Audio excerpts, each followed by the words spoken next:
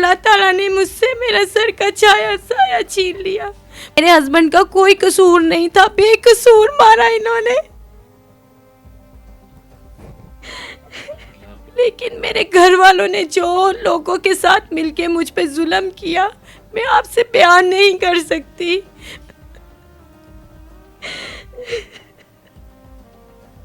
अब हमारा कौन वारिस है? अब हमारे पे कौन हाथ रखेगा? अब हमारा कौन साथ देगा? मेरा सब कुछ वही थे, मेरा एक रिश्ता नहीं गया, मेरे सारे रिश्ते चले गए हैं उनके साथ। अगर तुमने हमारे खिलाफ आवाज उठाई तो हम तुम्हारे साथ ये कर देंगे, हम तुम्हारे साथ वो कर देंगे। मैं क्या करूं? मैं कहाँ जाऊं? सिर्फ प्रॉपर्टी देख रहे हैं, मेरे ससुर अपना मकान देख रहे हैं कि मेरी बहू इस मकान में रह रही है, कहीं ये कब्जा ना कर ले। लेकिन जैसे मेरे हस्बैंड का साया मुझसे उठा, सबने मुझ पे गंदी नजरें डालना शुरू कर दी। बिस्मिल्लाहिर्रहमानिर्रहीम। एमडी न्यूज़ टीवी के साथ मैं हूं आपका होस्ट राना दिलशाद। नाज़रीन, एक और लव स्टोरी का भयानक अंजाम। 4 साल केवल इनकी शादी होती है और साल के पहले दिन इनके शौहर को कर दिया जाता है। इनका शौहर तो हो जाता है, लेकिन इन पर एक स्याह रात का आगाज हो जाता है। इनकी जिंदगी स्याह कर दी जाती है। इनकी बेटी से बाप का साया क्या उठता है, इन पर जुल्म और जबर का एक वक्त शुरू हो जाता है। ससुराल वाले निकाल देते हैं। ससुराल वाले क्यों निकालते हैं, ये जानते हैं इस बहन से। अस्सलाम वालेकुम। वालेकुम अस्सलाम। बहन, क्या नाम है आपका? सना मुइज़। मैं उनको फ़ोन कर रही हूँ, उन्होंने मेरे पास आना था तो लड़का फ़ोन उठाता है, कहता है वो शॉप पे नहीं है, वो बाहर गए हुए हैं। आधे घंटे के बाद मुझे कॉल आती है कि आपके हस्बैंड को लग गया है। तो मैं फौरी भागती हुई रोती हुई मैं हॉस्पिटल जाती हूँ। 3-4 घंटे मैं उनसे मिलने के लिए तड़पती रही हूँ, देखने के लिए तड़पती रही हूँ, लेकिन मैं उनको देख नहीं पाई। डॉक्टर्स ने कहा कि आप सिर्फ दुआ करें, हम कुछ नहीं कर सकते। पर मुझे अपने अल्लाह पे पूरा भरोसा था। मैंने कहा मेरा अल्लाह मेरे साथ ऐसा नहीं करेंगे।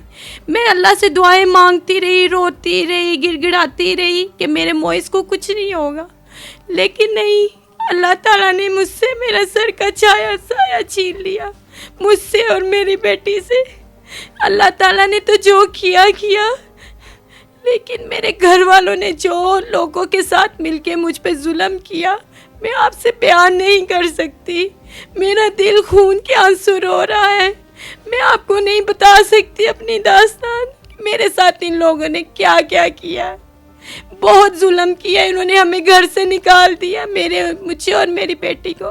3 साल की मेरी बेटी है। मेरे ससुर ने, मेरे जेठ ने ये प्लानिंगें करते रहे। घर में सामान कीमती पड़ा था मेरे हस्बैंड की शॉप का, इन्होंने वो भी उठाया, सारी चीज़ें उठाई हैं। सलमान नामी लड़के ने ससुर के साथ मिलकर उठा के लेके गए हैं। मेरे साथ शादी के प्लान करना शुरू हो गए हैं ये लोग। जब मैं भाई भाई करती रही हूँ इनको, जब मुझे पता लगा कि ये लोग, इनकी ये प्लानिंग है, तो मैंने साफ अपने ससुर को इनकार कर दिया कि ये मेरा भाई है, मैं इसके साथ इस तरह का काम बिल्कुल नहीं करूँगी, ना किसी के साथ करूँगी। आप मेरे साथ ज़बरदस्ती नहीं कर सकते। अगर कोई मेरी इज्जत उछालने की कोशिश करेगा तो मैं उसको, मेरा अल्लाह उससे बदला लेगा। अगर कोई मेरी बेवा पे कीचड़ उछालेगा तो अल्लाह उससे बदला लेगा। इन लोगों ने मेरे साथ बहुत जुल्म किया है, मैं आपको नहीं बता सकती भाई, क्या क्या कुछ इन्होंने किया मेरे साथ। सब कुछ छीन लिया, मेरे हस्बैंड की गाड़ियाँ, बाइक, दुकानें, सारी चीज़ों पे इन्होंने कब्जा कर लिया। मोबाइल नंबर, सेल नंबर, सोने की बाली थी उनके कान में, इन्होंने सब कुछ लूट लिया, मेरा सब कुछ लूट लिया इन्होंने। ये बाजी सलमान कौन था? सलमान मेरे हस्बैंड का बचपन का दोस्त था। उसके साथ शादी पर क्यों जोर दिया गया? क्योंकि उसका रिश्ता नहीं होता था कहीं भी, इतनी अरसे से उसकी शादी नहीं हो रही थी। और दूसरा, उनके घर छोटा था, उसके पास रूम नहीं था कि उसकी शादी के लिए उसको बाहर रूम लेना पड़ेगा। तो उसने कहा घर भी मिल जाएगा और बच्ची, ये बेवा भी मिल जाएगी और दौलत भी मिल जाएगी। ये आपके शौहर के मरने के कितने दिन बाद की बात है? ये भाई कुलो वाले दिन ही मेरे ससुर ने मुझे सलमान के साथ बाहर भेज दिया था कब्रिस्तान में। मैं इद्दत में थी। उन्होंने कहा बेटा, आंखों की इद्दत ज़रूरी है, दिल की इद्दत ज़रूरी है, तुम जाओ कब्रिस्तान। क्योंकि मुझे तसल्ली नहीं आ रही थी, मैं तड़प रही थी, मैं रो रही थी, मुझे सब्र नहीं आ रहा था। ये कुलों वाले दिन ये बात समझ में नहीं आती कि एक आपका ससुर है, बाप होता है, वो किसी गैर लड़के के साथ आपको कहता है कि शादी भी कर लो और इसके साथ बाहर भी चले जाओ। इसके पीछे कहानी क्या है? भाई इसके पीछे कहानी ये है कि जो एक दुकान है लिंक रोड पे वो सलमान चला रहा था मेरे हस्बैंड की, और बिज़नेस के हवाले से और घर की फैमिली पर्सनल लाइफ के हवाले से ये सब जानता था कि मेरी सास ने मेरे ससुर को घर से निकाला हुआ था 8-10 साल पहले। मेरे ससुर घर में नहीं रहते थे, मेरी सास रेंट पे रहती थी, और जो मेरी फैमिली के ताल्लुकात थे इसको सब पता था इस लड़के को कि इनके घरेलू झगड़े क्या है, सास ससुर से नहीं मिलती, ससुर सास से नहीं मिलता है, मतलब सारे घरेलू मामलात इनको पता थे। इस वजह से इस चीज़ का इन्होंने फ़ायदा उठाया। सलमान का आपके घर कितने अरसे से आना जाना था? तकरीबन जब से मेरी शादी हुई है यही लड़का आता था इनके घर पे। आपके शोहर को किसने किया? भाई मेरे शोहर को लड़ाई दोस्तों की थी, किसी की लड़ाई थी, मेरे हस्बैंड का कोई कसूर नहीं था, बेकसूर मारा इन्होंने।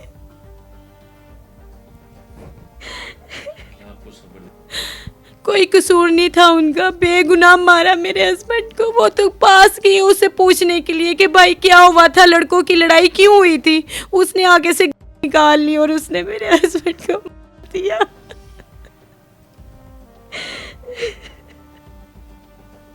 मेरे हस्बैंड ने क्या बिगाड़ा था किसी का?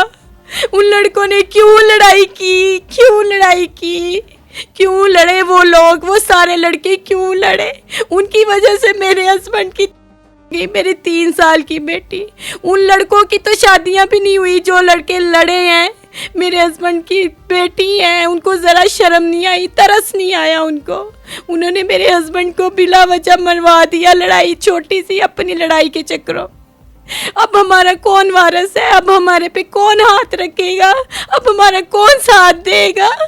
हमारा सब कुछ वही थे, मेरा बहन, बाप, माँ, बाप, दोस्त, मेरा सब कुछ वही थे। मेरा एक रिश्ता नहीं गया, मेरे सारे रिश्ते चले गए हैं उनके साथ। जो आपने एफआईआर दर्ज करवाई है उसमें कितने मुल्जमान हैं? भाई उसमें एक मेरे जेठ है, एक मेरे ससुर हैं और 2 मेरे हस्बैंड के दोस्त हैं, एक सलमान और एक शुएब, ये 2 हैं। ये 4 लोगों ने मेरे साथ बहुत की है, मुझ पे बहुत जुल्म किया इन्होंने। अभी भी मुझे धमकियां दे रहे हैं, अगर तुमने हमारे खिलाफ आवाज़ उठाई तो हम तुम्हारे साथ ये कर देंगे, हम तुम्हारे साथ वो कर देंगे। मैं क्या करूं, मैं कहाँ जाऊं? मुझे तहफ़्फ़ुज़ चाहिए, मेरी बेटी को तहफ़्फ़ुज़ चाहिए, हमें इंसाफ चाहिए, हमें इंसाफ चाहिए। हमें इन लोगों से बचाएं, हमारे साथ कुछ और ना कर दे, हमारी जान को खतरा है, हमारी जान बचाई जाए इन लोगों से, इन दरिंदों से। किन लोगों से जान का खतरा है? मेरे ससुर, मेरे जेठ, शुएब, सलमान।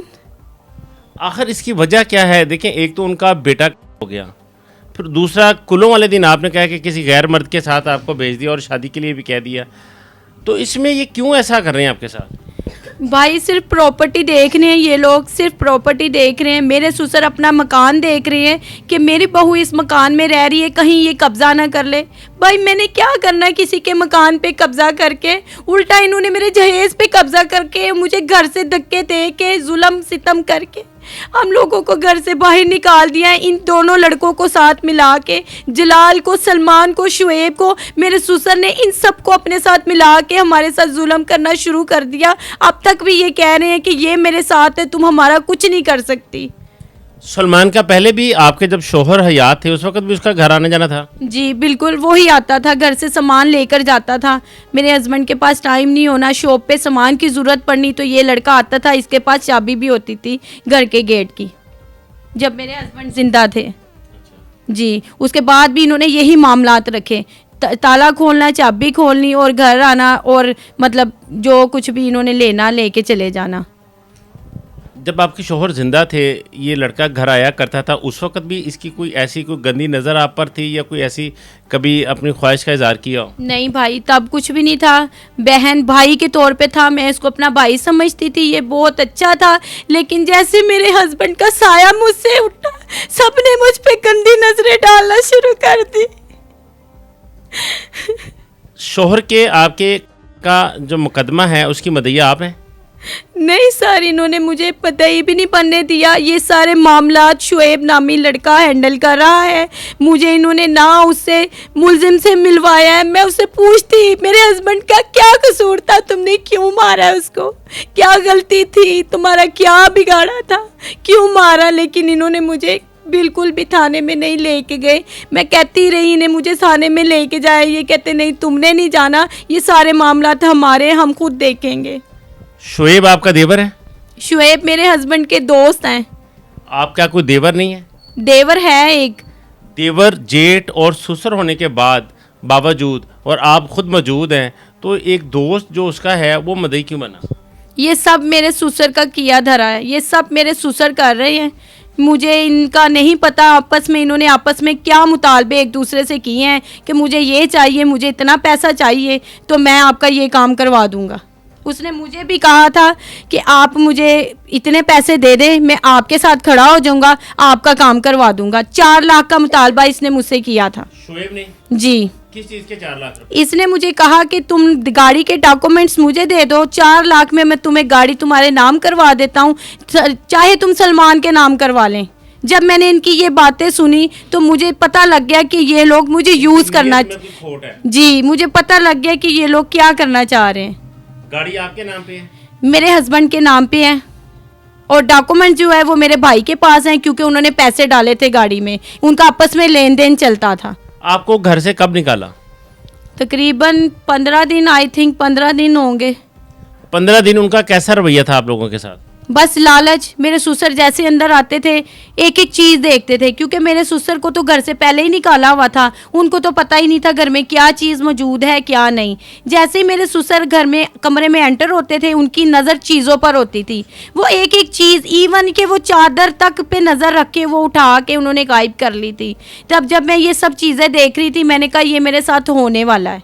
आपके शोहर ने ससुर को क्यों घर से निकाला था? मेरे शोहर ने नहीं निकाला था, मेरी सास ने निकाला था कि तुम ये शॉप कहीं बाहर जाके डालो।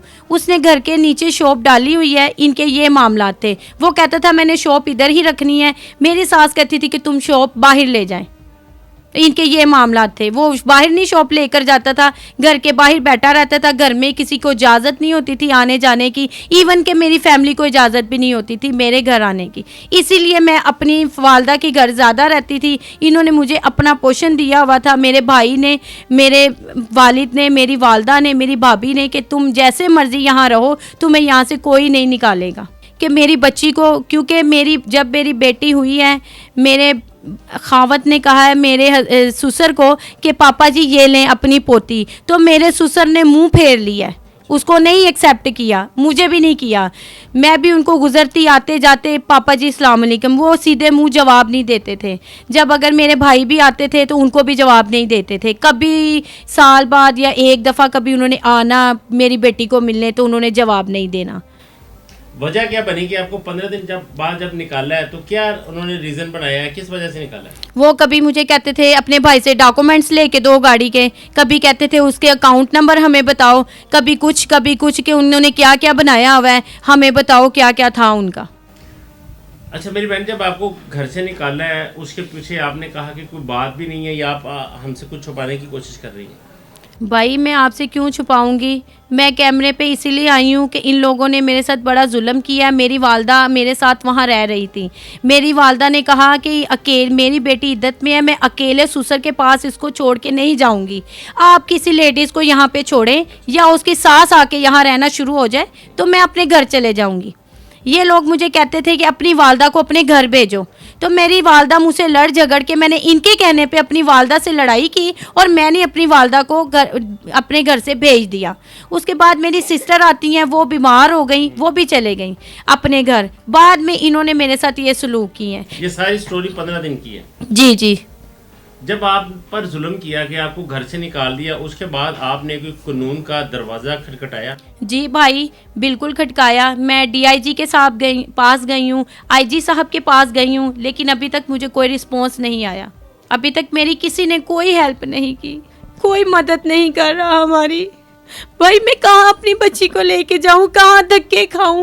इन्होंने कहा जलील ख्वार होगी, धक्के खाएगी, हमारी मिन्नतें करेगी, हम जो कहेंगे वो ही करेगी। लेकिन भाई मैंने ऐसा नहीं करना, मैं ऐसा नहीं करना चाहती। मैं अपनी हस्बैंड की बेवा हूँ, मैं उनके नाम पे सारी ज़िंदगी गुजारूंगी और गुजारना चाहती हूँ। ये मुझे क्यों तंग कर रहे हैं, क्यों मजबूर कर रहे हैं मुझे ये लोग।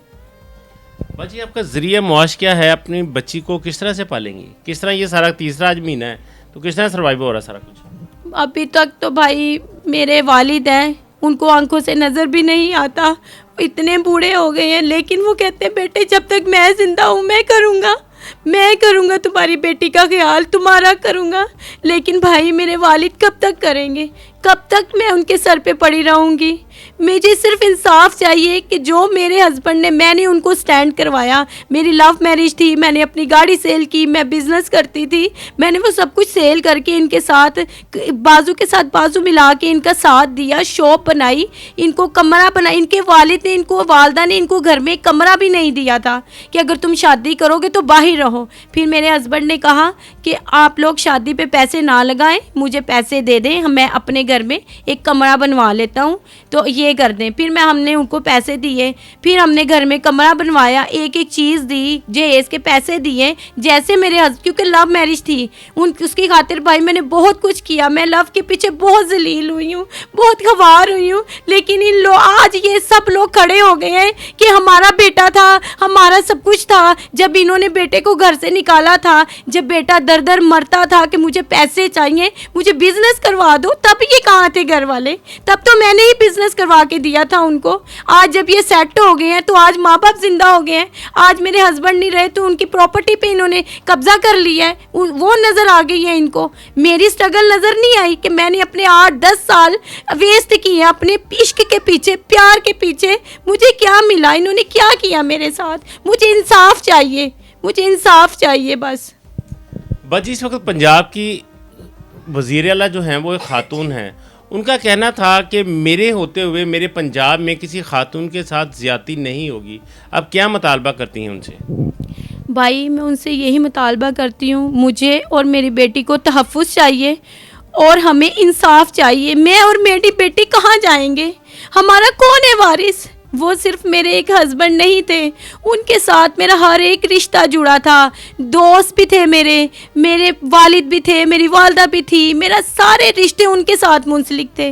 मेरा एक रिश्ता दुनिया से नहीं गया भाई, मेरे सारे रिश्ते चले गए हैं दुनिया से। उन्होंने मुझे इतना प्यार दिया, उन्होंने मुझे किसी रिश्ते की कोई कमी नहीं आने दी। भाई मैं इतना रोई कि आप मुझे, मेरी बेटी को दादे का प्यार चाहिए। तो मेरे हस्बैंड ने कहा मैं हूँ, मैं दूंगा अपनी बेटी को, दुनिया की हर चीज़ ला के दूंगा, सारा प्यार मैं दूंगा, तू ना रो, उन दादे का प्यार भी मैं दूंगा, तू ना परेशान हो। मैं ही सब कुछ हूँ अपनी बेटी का, दादा भी दादी भी सब कुछ। आज ये दादा कहाँ से आ गया? मुझे इन्होंने कहा कि पूरा गाजियाबाद शुएब ने कहा थाना वो मेरा अपना है। तो भाई मैं क्या करती थाने में, जब उसने मुझे कहा है कि थाना ही मेरा अपना है, तो मेरी किसने सुननी थी भाई? कौन था वहाँ पे जो मेरी सुनता? वो तो उसका अपना थाना था, मैं कैसे जाती वहाँ पे? नहीं बाजी देखिए, वो बहुत बड़ा पुलिस ऑफिसर है शुएब। ऑफिसर नहीं है भाई, बट वो कहता है मेरा CIA में भी बहुत लिंक है, ताल्लुक है, हर जगह मेरे ताल्लुक है, तुम्हारा कोई वारिस नहीं है, तुम्हारा कोई ताल्लुक नहीं है, तुम मेरा कुछ नहीं बिगाड़ सकती, ना तुम हमसे ये चीज़ें ले सकती हो। अगर तुम में इतनी ताकत है ना तो तुम डेथ सर्टिफिकेट मुझे बनवा के दिखाओ, अगर तुम इतने ही हो तो मेरे अलावा डेथ सर्टिफिकेट कोई नहीं बनवा सकता। बाकी बातें तो बात की है, गाड़ी निकलवाना, बाइक निकलवाना, उनसे मोबाइल निकलवाना, उनसे सिम लेनी, उनसे बाली लेनी, ये तो बड़ी दूर की बातें हैं भाई। देखिए बाजी ये तो उनकी एक धमकियां, देखिए कानून है, कानून सबके लिए है, कानून आपके लिए भी है, मेरे लिए भी है, उसके लिए। जब आप IG साहब के पास या DIG साहब के पास पेश हुई हैं तो ये सारी बातें आपने उनको बताई हैं? नहीं सर, उनके पास इतना टाइम नहीं होता है, सिर्फ मैंने अपनी एप्लीकेशन दी है, उन्होंने एप्लीकेशन देखी है, उन्होंने मार्क करके थाने में भेज दिया है, मुगलपुरा थाना में। लेकिन थाने में फिर भाई वही बात है, थानों से मैं डरती हूँ, थानों में पैसा चलता है, वो आदमी कहता है मेरे लिंक है, मेरे ताल्लुकात हैं, तुम हमारा कुछ नहीं कर सकती। सिर्फ इस बेस की वजह से, इसकी ना मेरे पास कोई पैसे हैं भाई, मैं अपनी बच्ची को पालूँ या मैं थानों में पैसे दूँ, मैं क्या करूँ बताएं? मैं थानों में जाती, मैं DIG साहब के पास गई हूँ, IG साहब के पास गई हूँ, क्योंकि मेरे पास कोई पैसे मौजूद नहीं।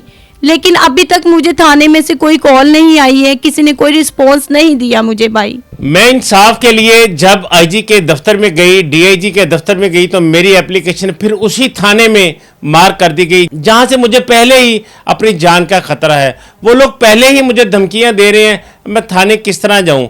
मेरे पास इतने वसाइल भी नहीं है कि मैं रोज रोज थानों के चक्कर लगाऊं। आईजी साहब इस बहन की दरख्वास्त पर नज़रसानी करें, इनको बुलाएं और एक टीम बनाएं जो इसके केस का फैसला कर सके, इस बहन को इंसाफ मिल सके, मकतूल की 3 साल की बेटी को उसका हक मिल सके। नाज़रीन, आपने इस बहन की सारी बातें सुनी, कमेंट बॉक्स में अपनी राय का इजहार ज़रूर कीजिएगा। इसी के साथ इजाज़त दीजिए। अल्लाह निगहबान।